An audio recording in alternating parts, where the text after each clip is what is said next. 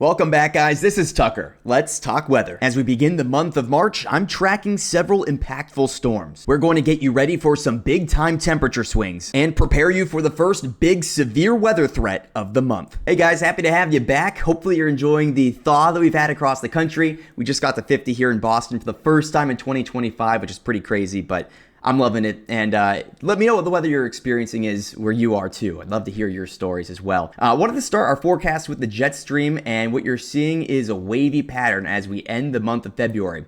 When that jet stream goes northwards, you expect warmer air, and when it goes south, you expect colder air. And we're going to see that warmer air out west, bit of colder air out east. And we'll talk about exact temperatures here coming up in the video, so stay tuned for that. But as I move this forward, I want to point out one feature as we get into the very beginning of March. And we're going to see the jet stream settle a bit, but right here in the south central and southeastern US, we have the subtropical branch of our jet stream begin to bow northwards through the south central and southeastern US. See those darker purple colors? I'm circling farther east because it'll spread east as well, but that is abundant wind energy. And I do expect we're going to have enough moisture and warmth for a severe weather threat associated with this abundance of wind energy that jet stream's taking with it. So March 4th and March 5th, that's where our forecast, that's where our weather story begins as we track the first significant severe weather threat of March. The biggest reason we don't get severe weather in the winter is because we don't have enough instability. There's not enough thermal energy out there for storms to feed off of. The map I'm showing you is through the end of February. There's nothing in the US, but that changes as we get into March, and you're going to begin to see these colors, those greens and blues and purples especially, begin to spread northwards into the US, and this is a sign that we now have instability. Actually, this is March 3rd. I didn't mention it before, but we do have the potential for severe weather to begin on March 3rd, depending on how quickly that jet can get in here. So from March 3rd through the 4th and 5th, you can see that energy traveling farther east, and we know we have the upper energy aloft in that jet.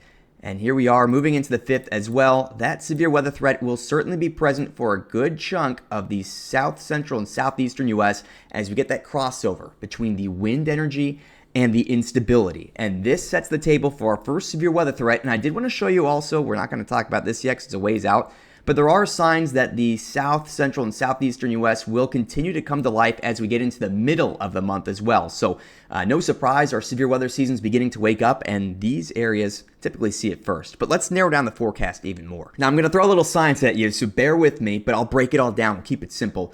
This is what I look at when determining what kind of severe weather may happen. We're going to start up here in the upper right corner. You see that red line there? See how it curves? That's a sign that there is spin in the atmosphere, and that's certainly enough for a tornado threat. And the tornado threat on the 3rd, 4th, and 5th will be greatest with extent closer to the Gulf coastline. Farther north, that threat decreases. We also have the instability here. You see that white dashed line and the red line there? When there's a bigger gap between those two things, right here and here, you have more instability in the atmosphere. And we certainly have plenty to support some damaging wind and large hail. I also look at these numbers down here in the lower left. When those numbers are 6 or greater, that's a sign that there is enough cooling as you go northwards for there to be strong updrafts, and that supports a hail threat too. All 3 of those parameters are there, so tornadoes, wind, and hail will all be possibilities with this, though I do expect tornadoes and wind are likely to be the biggest threats we see. We can refer to model data to back up our thoughts in the forecast, and in this case, it really confirms what we were just talking about.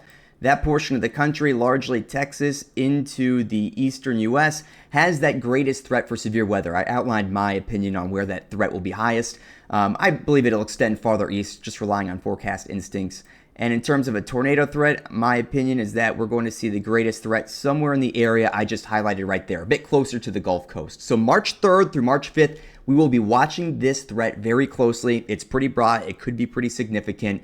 And of course, you'll want to check back for updates. But these storms bring more than just severe weather. We're talking about some really wild temperature swings over the next week or beyond coming up. Now on to temperatures, and we start right here, taking a look at the air masses up above our heads, and then we're going to break down the actual temperatures it translates to on the surface. But this tells us relative to average where these temperatures are going to be going as we end the month of February and begin the month of March. And here we are at the end of February. You see colder air like we were talking about before, the jet stream. Remember that it's going north in the west and south out east. it's going to be bringing that colder air back to the northeast and warmer air out west, where things may actually stay a bit more stable if you're in the west. But here we are as we head into the very beginning of March. There's that cold air inundating the eastern U.S., especially the weekend of the 1st and 2nd, whereas it stays warm out west. But this pattern continues to flip.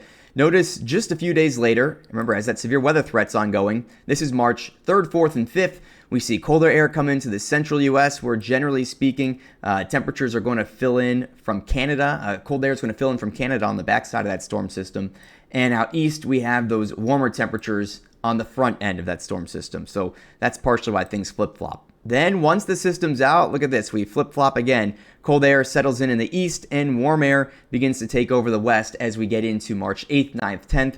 And actually, as we head to the middle of the month, the one thing I will say is that I'm expecting warm air to take over most of the country out here, with the only area staying cooler more likely to be the northwest. So that's sort of the next 10 days, 2 weeks or so of weather in terms of temperatures. But let's talk about the actual numbers you can expect at the ground. And here are those actual high temperatures as we move into our Wednesday. We'll start off with anywhere seeing those yellow colors, red colors. Those are temperatures in the 50s, 60s, and 70s. And you can see that across a good chunk of the southern U.S., but pretty far north too. South Dakota looks pretty warm as well. We'll continue to move this forward, and as we get into Thursday, high temperatures on the East Coast may get up to 70 as far north as DC. We could be in the 60s all the way into possibly into Nebraska, and we're talking about the potential for 80s and even warmer up into California and all the way up the West Coast. We could see temperatures in at least the 60s. So a nice mild end to February here. This is the 28th. You're still seeing the central part of the country. I mean, boy, that's mild. Those are 60s all the way at least into Nebraska, potentially even into the Dakotas as snow melts out there. But out east,